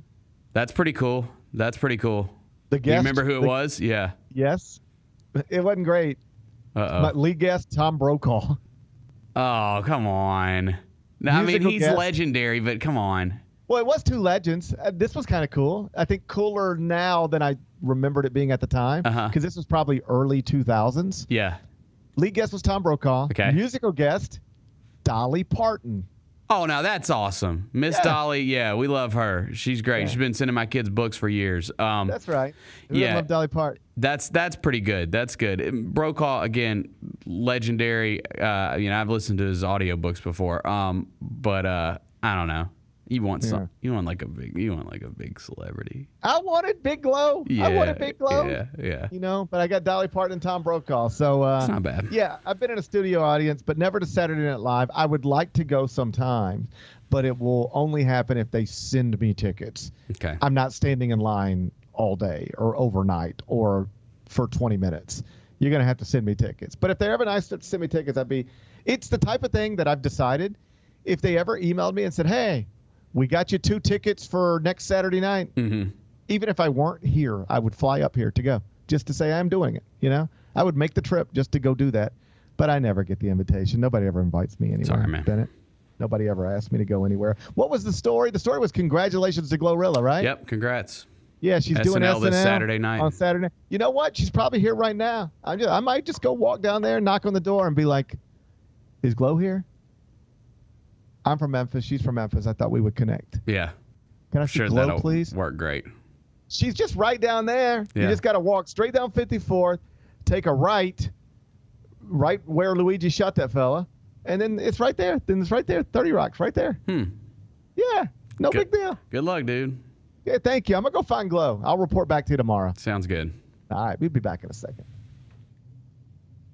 ESPN put out a list. Top 30 best pro wrestlers under 30 in the world today. Number 1, Dirty Dom. Number 2, MJF. I think Dom is deserving to be number 1. I think he is probably, like I said, one of the greatest heels in the last 10, 15 years. Like you said, he can't talk on the microphone. The fans love it because they feel like they're a part of the show. And that's the best. Without their booze, he's not the best heel. Tune in to Grind City Wrestling weekly on the Grind City Media app and on the Grind City Media YouTube channel. How about them Tigers? How about Go the Tigers. Go. Beat Tulane in a game that nobody called. Nobody thought was going to happen. They were a 2-touchdown underdog, and they got the win. Number 25 in the AP right now, number 24 in the coaches poll right now. So this is a Tigers football team that's going to end the regular season ranked in both major polls, possibly ranked in the CFP as well, with 10 wins. That's a damn good season. The Odds Couple, live at 2 p.m. on YouTube at Grind City Media and the official Grind City Media app. Somebody who really has done what they were supposed to do, or maybe wasn't expected to do, is Jalen Wells, the Western Conference Rookie of the Month. What you're seeing right now is him showing that, hey, no matter where I was going to go in the draft, I was going to be ready. Hey, Grizzlies fans, be sure to tune in to Grizzbeat, where the panel and I break down all things Grizzlies and take a look at the rest of the NBA as well. The show is live every Wednesday, 2 p.m. on YouTube at Grind City Media and the official Grind City Media app. I can't wait to see what your number 1. If that's your number 2. Number 1 for me. Come on, man. I listen to LaBelle's Luther Vandross. I love Luther Vandross's Christmas album. I gotta go back and listen to that one, man. I'm sure I've heard it. To the bells and they made me remember. Get all of your HBCU sports and culture news by tuning in to HBCU Huddle with CJ Hurt and Mike Wallace. New episodes drop every Thursday on grindcitymedia.com, YouTube, and Spotify. Grizz Nation, it's time to send Ja, Jaron, and Dez to the 2025 All-Star Game. Oh! What did we just see, partner? Take three! Take three! Bain for three. Bingo! Desmond Bain heating it up. Blocked by Jaron. Most versatile power forward in the game today. Head to NBA.com/vote, the NBA app, or simply use the QR code on the screen to send your Grizzlies to the All-Star Game today. Our fans have a huge impact on our ability to play to the level that we're striving for. Drop off, Morant. Oh! Well, you wanted home crowd involvement. I love those moments where you see our guys engaging in the fans, and the fans just get pumped up. They are standing in FedEx Forum. I would hate to be on the other side with the opposition when FedEx Forum's rolling. That's such an unbelievable relationship that our group has with our fans. Kroger shoppers and Grizz fans, one exclusive last-minute discounted ticket deals takes it straight to you during the Grizzlies 2024-2025 season. Sign up with the new Kroger Buzzer Beater deal. Fans can sign up by texting Grizz to 636-479 or visit your local Kroger store in the Delta Division and scan the QR code. By signing up, you agree to receive recurring automated promotional and personalized marketing text messages from the Memphis Grizzlies. Consent is not a condition of any purchase. Message frequency varies. Message and data rates may apply. Sonic Radio. Welcome back to Sonic R&dio. That spells radio with me, the CIO. This just in, the new Sonic $1.99 menu lets you build a crave-worthy meal for just $1.99 an item. Whether that's a creamy shake, crispy tots, or a quarter-pound double cheeseburger. This just out. Ostriches. They're mean, not very cute, and in my opinion, way too big for a bird. Don't miss the Sonic Fun 99 menu. 5 items, always $1.99. Live free, eat Sonic. Tax not included. See menu for details.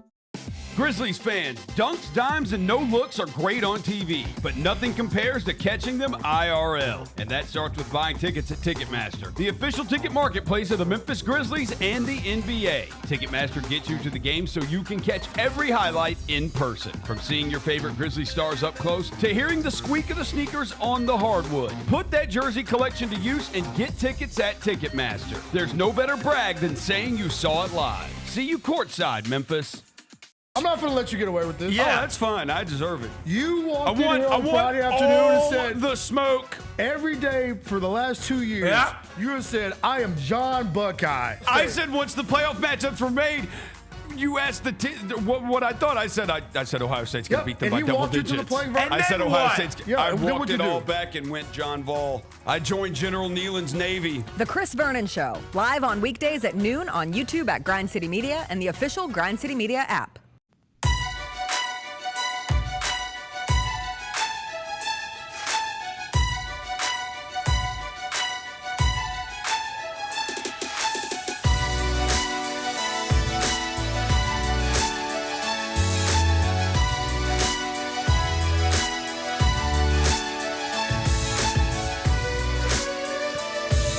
Welcome back, Gary Parrish Show, presented by OrthoSouth. I'm in New York City. Bennett Doyle back inside the Built Ford Tough studio, FedEx Forum. Bennett, I was so excited on this Monday. The status report was tweeted yesterday, and it was pretty clean. I mean, sure, out G.G. Jackson, Marcus Smart, Cam Spencer, Vince Williams, but we understand all those situations, and none of that is disappointing. It's just real life. We got an update. This morning. Status update. At Grizzlies PR, up to its old tricks again. What's going on? Ja Morant is now listed as questionable for tonight's game in Houston with an undisclosed illness. Ja Morant is questionable with an illness. Big Bet Bennett. That's no way to. Well, that sucks. That's not something you want to hear on a Monday before noon, is it? No, I mean, hopefully he'll be able to give it a go tonight because I do want. I mean, obviously this is a revenge game for the Grizzlies with what happened here at FedEx Forum last week. But you know, if you look at this road trip that they're on right now, and they got a big week next week, obviously kicking it off with MLK Day on Monday, and then they have 3 other home games next week as well. You look at this road trip and with Minnesota, Houston, San Antonio twice, like you really want to get those Spurs games because that's just a team that you're better than. So, you know, whatever. I'll be disappointed, but the best they can do with Houston now is tie the season series because Houston took the first 2, so I don't know. It's not this game isn't as massive as the previous game was, so we'll see. I don't accept that mindset. Every you don't? Game's Was that a massive. little defeatist by me? Every game's a big game. Every game's massive, Bennett. I fired up for all 82. Yeah, I got you. I am too. I'm taking this stuff seriously, and well, maybe we can beat him without him if he doesn't go tonight. Next man up mentality, Bennett. I like that. Yeah, I like you that like next that? man up. I like that next man up mentality you bring into the show today. Yeah. John Morant. Hey, in all seriousness, like a lot of people have been questionable with illnesses lately. I mean, basketball players and otherwise. Is there It's that time something of year, going man. around? Is it that time of the year? Like we had. Hell yeah, my whole family's sick.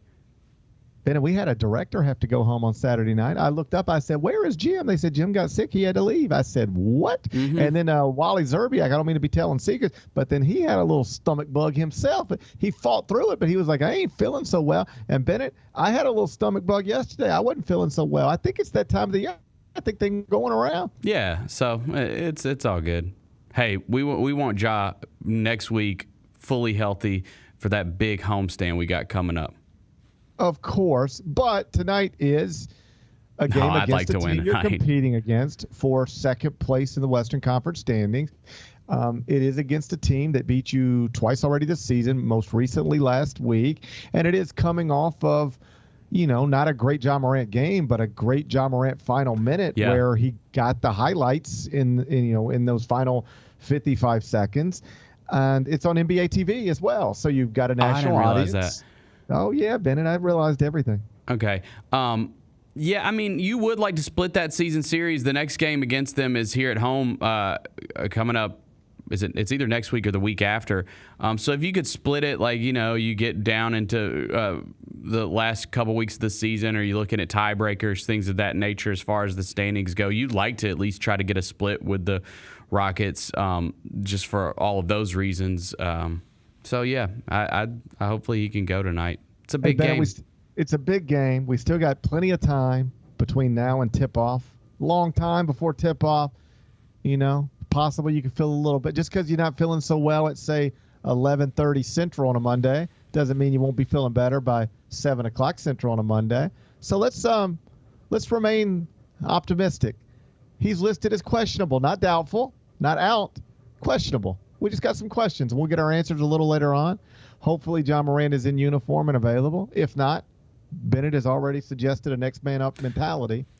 Also, we didn't mention when we talked about him in the opener today, it was good to see Des Bane have a good game the other night because he had kind of struggled in that Houston game. Hit a couple buckets late, and his box score looked better than what it really was. He didn't have a good game against them the other night. And so to see him bounce back and have a really good performance against the Timberwolves was good.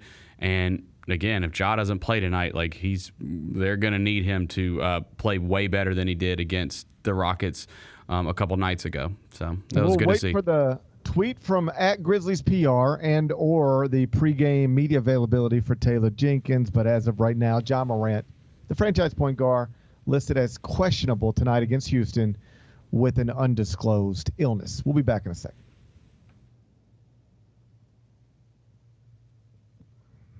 ESPN put out a list. Top 30 best pro wrestlers under 30 in the world today. Number 1, Dirty Dom. Number 2, MJF. I think Dom is deserving to be number 1. I think he is probably, like I said, one of the greatest heels in the last 10, 15 years. Like you said, he can't talk on a microphone. The fans love it because they feel like they're a part of the show. And that's the best. Without their booze, he's not the best heel. Tune in to Grind City Wrestling weekly on the Grind City Media app and on the Grind City Media YouTube channel.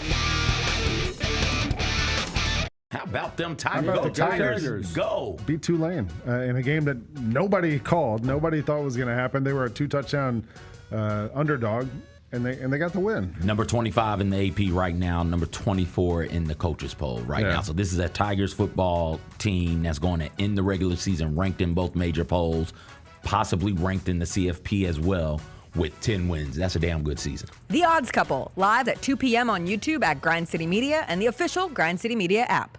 Somebody who really has done what they were supposed to do, or maybe wasn't expected to do, is Jalen Wells, the Western Conference Rookie of the Month. What you're seeing right now is him showing that, hey, no matter where I was going to go in the draft, I was going to be ready. Hey, Grizzlies fans, be sure to tune in to Grizzbeat, where the panel and I break down all things Grizzlies and take a look at the rest of the NBA as well. The show is live every Wednesday, 2 p.m. on YouTube at Grind City Media and the official Grind City Media app. Grizz Nation, it's time to send Ja, Jaren, and Dez to the 2025 All-Star Game. Oh! What did we just see, partner? Take three! Take three! Bane for three. Bingo!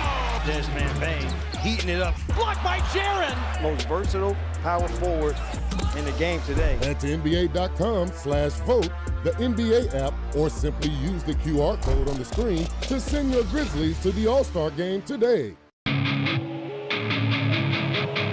Our fans have a huge impact on our ability to play to the level that we're striving for. Drop off, Morant. Oh! Well, you wanted home crowd involvement. I love those moments where you see our guys engaging in the fans, and the fans just get pumped up. They are standing in FedEx Forum. I would hate to be on the other side with the opposition when FedEx Forum's rolling. That's such an unbelievable relationship that our group has with our fans. When it's all on the line, you turn to the strong, the stable, the unwavering. To those with a history of raising their performance, to meet the moment. It's true in basketball. It's true in banking. Grizzlies Checking from Pinnacle. Play hard, bank easy.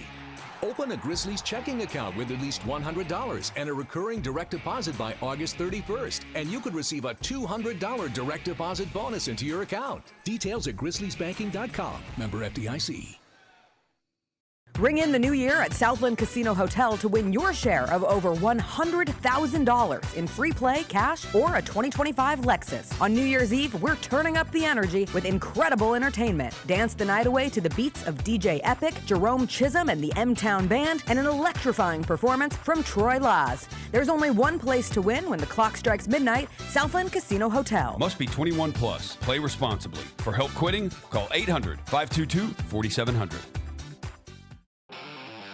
Thanks for showing up, Memphis. Nothing compares to catching your Grizzlies IRL. And that all starts with buying tickets at Ticketmaster, the official ticket marketplace of the Memphis Grizzlies and the NBA. Ticketmaster gets you to the game so you can catch every highlight. Put that jersey collection to use for the next game and get Grizzlies tickets at Ticketmaster. Whether they're here at FedEx Forum or on the road, Ticketmaster's got your back when it comes to scoring tickets. And there's no better brag than saying you saw it live.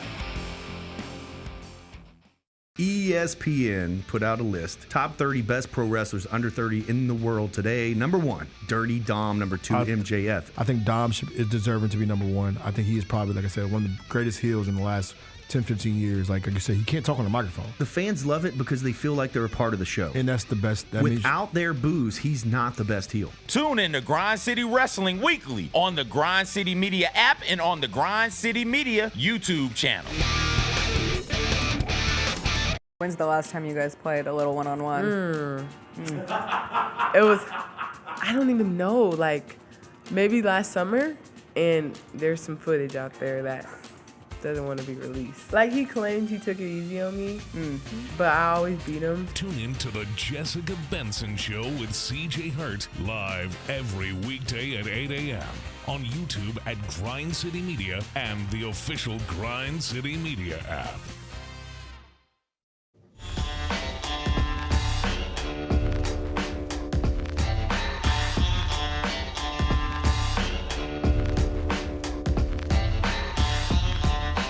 Welcome back, Gary Parrish Show, presented by OrthoSouth. I'm in New York. Bennett Doyle back in Memphis producing the program. Caitlyn Clark back in the news this morning. Bennett Doyle, have you seen the headline? No, what's going on? Oh, a lot. A lot's going on. Texas man arrested, charged with stalking Fever's Caitlyn Clark. Oh, boy. 55-year-old Texas man was arrested on a felony stalking charge in Indianapolis yesterday and is due in court tomorrow morning. His name's Michael Lewis. He's from Denton, Texas, and he's been charged with a level 5 felony after he was arrested at a hotel in Indianapolis. He told police that he is in a make-believe relationship with Caitlyn Clark, and she had reported him to police because he had been messaging her over and over again, things like this. This is one direct message he sent her. Been driving around your house 3 times a day, but don't call the law just yet. Another message. I'm getting tickets. I'm sitting behind the bench. Other messages were sexually violent. She called her people called the police. They started looking into this. They were able to trace his IP address to an Indianapolis hotel. So it's one thing when somebody's sending you wild messages from Texas. It's another thing when the wild person from Texas is now in downtown Indianapolis in a hotel, still messaging you, telling you he's coming to your games, telling you he's driving by your house 3 times. According to court documents, Caitlyn was so fearful that she resorted to, while out in public, disguising herself, not to try to avoid signing autographs or taking selfies with adoring fans, because she was actually scared that somebody was out there, contemplating hurting her. What a wild deal. Yeah, man. I mean, as someone who's in an imaginary relationship with Sydney Sweeney, even I think this is going too far. Okay. Let me ask you a somewhat serious question. Yeah.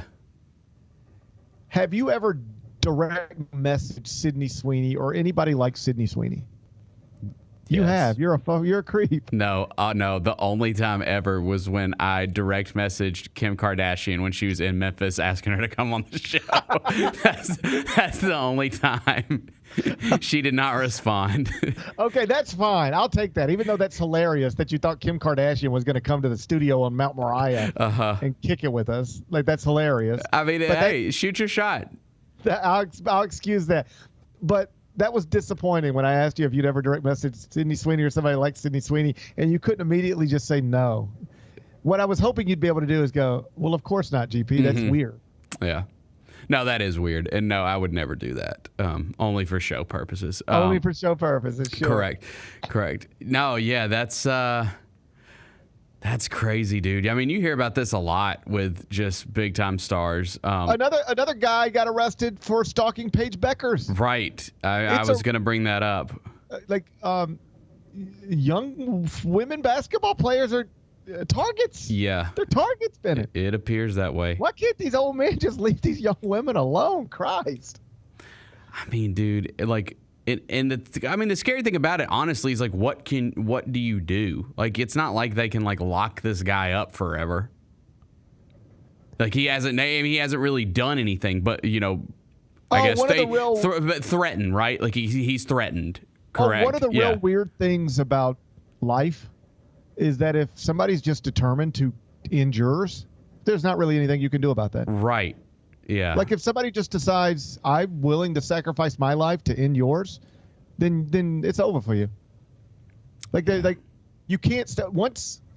I don't mean to bring it up again, but like once Luigi decides he's going to take out the CEO of United Healthcare, that's going to happen, right? Mm-hmm. Because I mean his stuff was kind of out there, right? Like he was acting weird. Like once Mark David Chapman decides he's going to stand outside the Dakota building and pump some bullets into John Lennon, there's really nothing you can do about that. Yeah, how do you stop it, right? Yeah, I mean, like...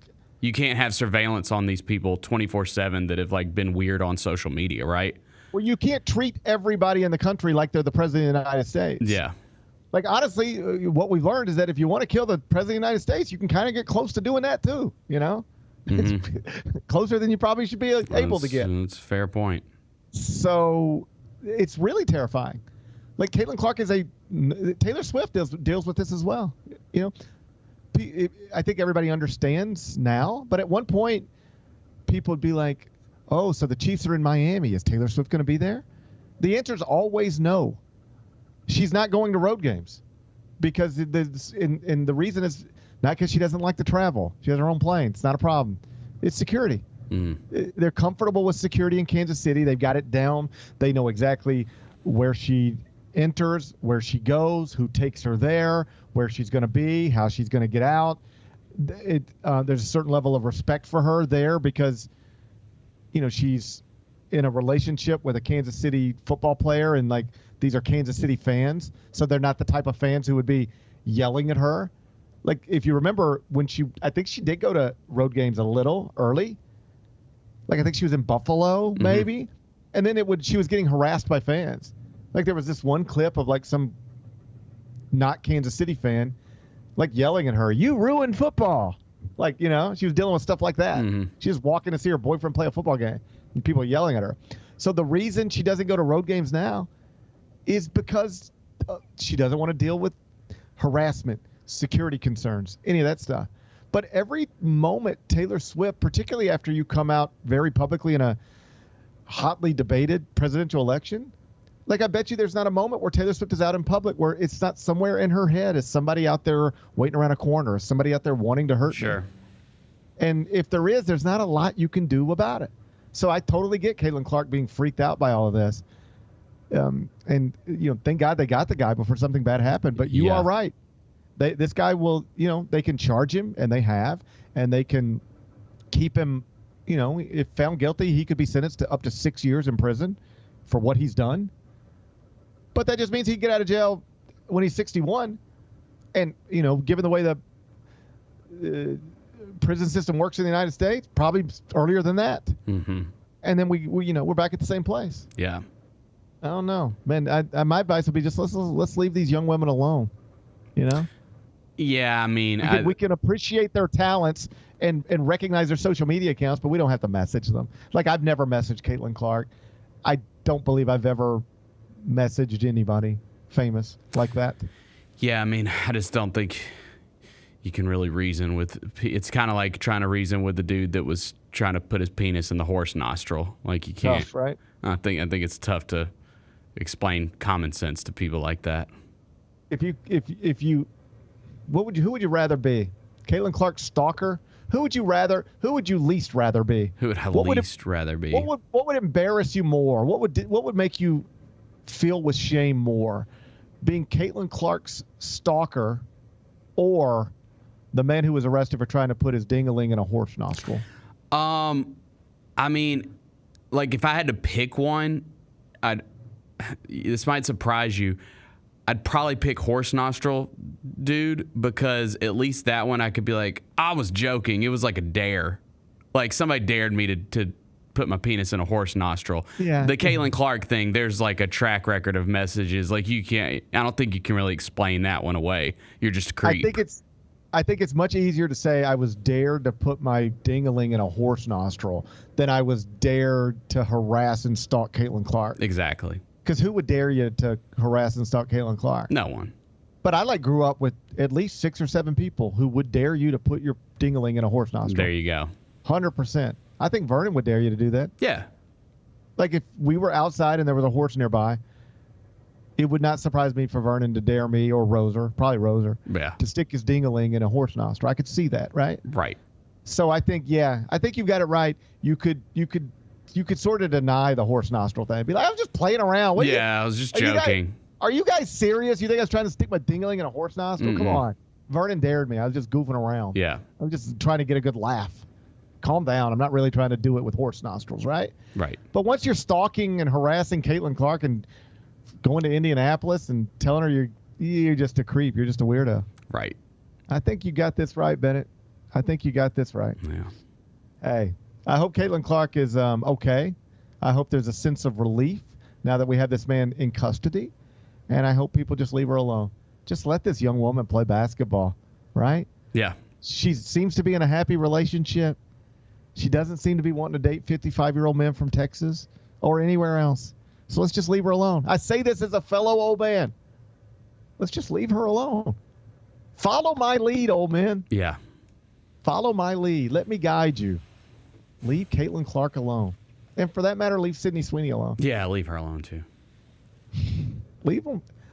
If you see an attractive young woman on Instagram, just leave them alone. They're not interested in hearing from you. They don't want to hear from you. No. Even if you think I was just trying to be nice. You know, they don't want to hear from you. So just leave them alone. I hope this guy gets 6 years. Me too. Me too. All right, be back with GP's carryout.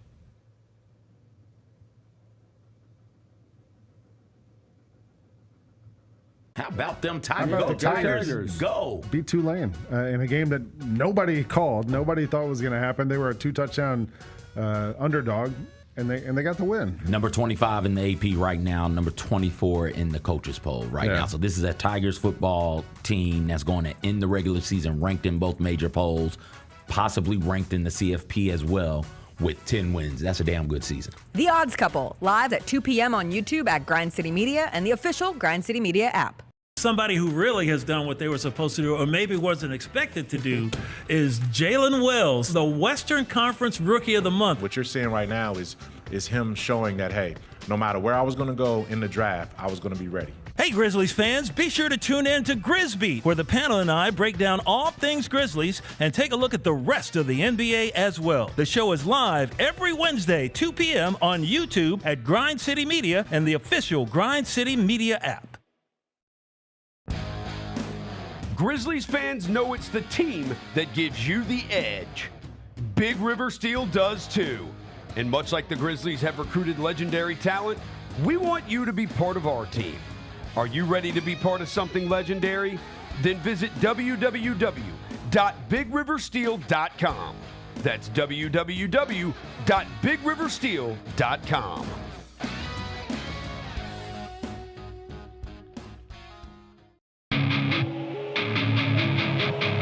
Our fans have a huge impact on our ability to play to the level that we're striving for. Drop off, Morant. Oh! Well, you wanted home crowd involvement. I love those moments where you see our guys engaging in the fans and the fans just get pumped up. They are standing in FedEx Forum. I would hate to be on the other side with the opposition when FedEx Forum's rolling. That's such an unbelievable relationship that our group has with our fans.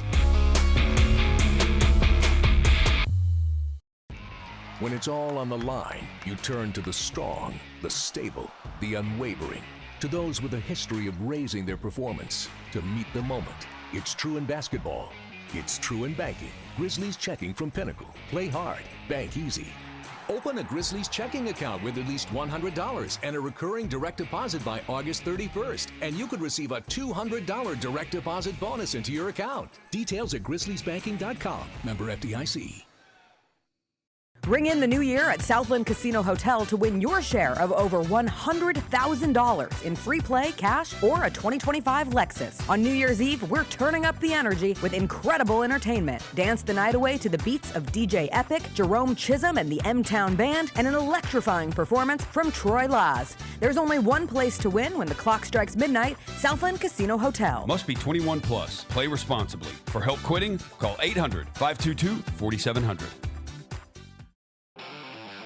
Thanks for showing up, Memphis. Nothing compares to catching your Grizzlies IRL. And that all starts with buying tickets at Ticketmaster, the official ticket marketplace of the Memphis Grizzlies and the NBA. Ticketmaster gets you to the game so you can catch every highlight. Put that jersey collection to use for the next game and get Grizzlies tickets at Ticketmaster. Whether they're here at FedEx Forum or on the road, Ticketmaster's got your back when it comes to scoring tickets. And there's no better brag than saying you saw it live.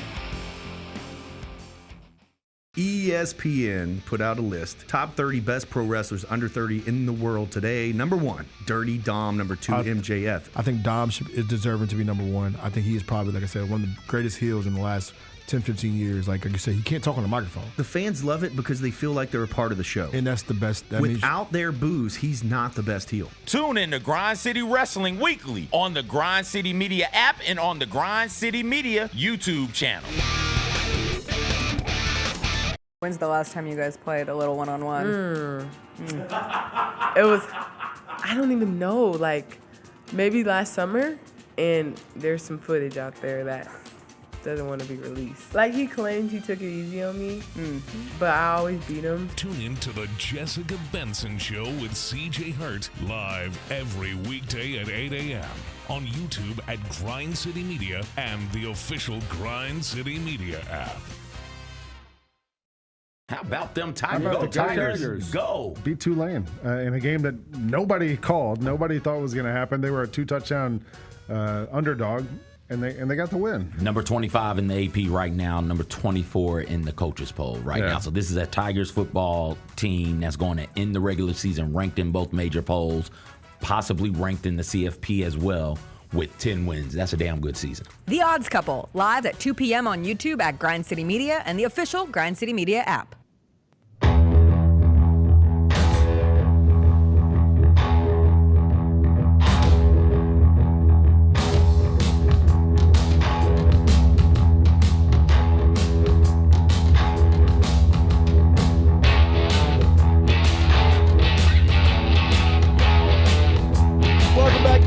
Show presented by OrthoSouth. I'm in New York City. Bennett Doyle back in the Bill Ford Tough Studio, FedEx Forum. Can you hear New York City behind me, Bennett? Like, do you? Yeah, I can.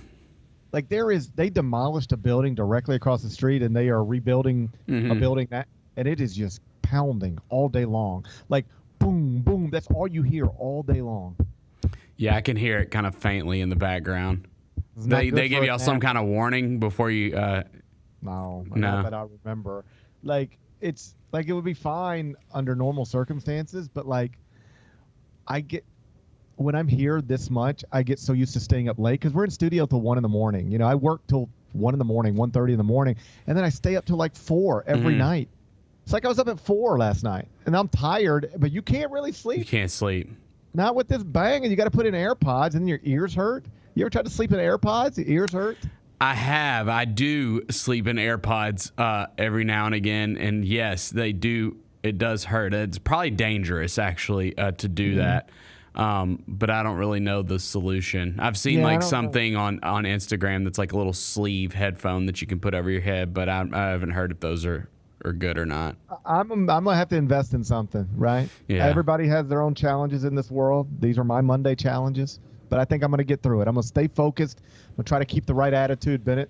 Try to keep the right attitude, and I'll get through it one way or another. Sounds but, man, good. I wish they would stop banging on whatever it is they're banging on because it is repetitive and it is loud. Let's do GP's carryout. It's time for GP's Carryout. One final segment filled with stuff to take with you. It's not everything you need to know, but it's most of it. What did we learn today? Whole bunch of stuff. We mostly focused on the Grizzlies coming off of a win in Minneapolis over the Timberwolves. Ja Morant, 2 buckets in the final minute. First one to tie it, second one to win it. And now he has been added to the status report. He's now questionable with an illness for tonight's game in Houston. Hopefully he feels better. If not, Bennett has already suggested there should be a next man up mentality. So we'll see how that goes. For what it's worth, the number has moved. This morning, it was Houston minus 2.5. Ja Morant moved to the status report as questionable with an illness. It's now Houston minus 3.5. What's today's biggest game? Let's go Monday night football, wild card game. State Farm Stadium, Glendale, Arizona. Vikings-Ram moved to Arizona because of the fires in Southern California. Minnesota, 2.5-point favorite on the road. Total's 47.5. How you going to act? Man, if it would have stayed in L.A., I think I would have taken it. Give me the Vikings. Give me the Vikings. Bennett said take the Vikings as a slight favorite in Arizona. Minnesota minus 2.5. That's the play. What are we watching on TV? WWE Raw on Netflix. Episode 2 tonight, live from San Jose. It's not going to be as big as last week was. That can you believe that? Last week that was in Los Angeles, and everybody was just having a blast. Oh, damn, yeah. The next morning, the fire started. The fire started, yeah. Live from San Jose tonight, main event, street fight between Finn Balor and Damian Priest. Netflix, 7 o'clock Central. What's the best thing we've read? So we've been talking about the fires. Obviously, we're all paying attention to it, or at least most of us are. Washington Post had a 4-byline story it published last night. Officially right now, we still don't know how these fires started, but based on the reporting the Washington Post is doing, they think it's from a previous fire. Fireworks on New Year started a fire, and they came out and suppressed it and thought they put it out completely. It sounds like there was still a little spot left smoldering.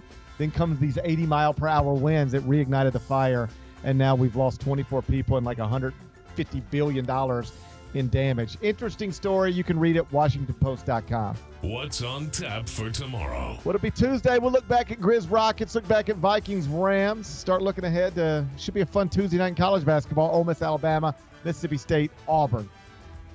I can't wait. Should be a fun show. Looking forward to it already. Enjoy the rest of your day. I'll try to enjoy mine, but it's not looking great. Either way, let's meet back here tomorrow at 10. Till then, be careful, be kind, be good. Rep your hood.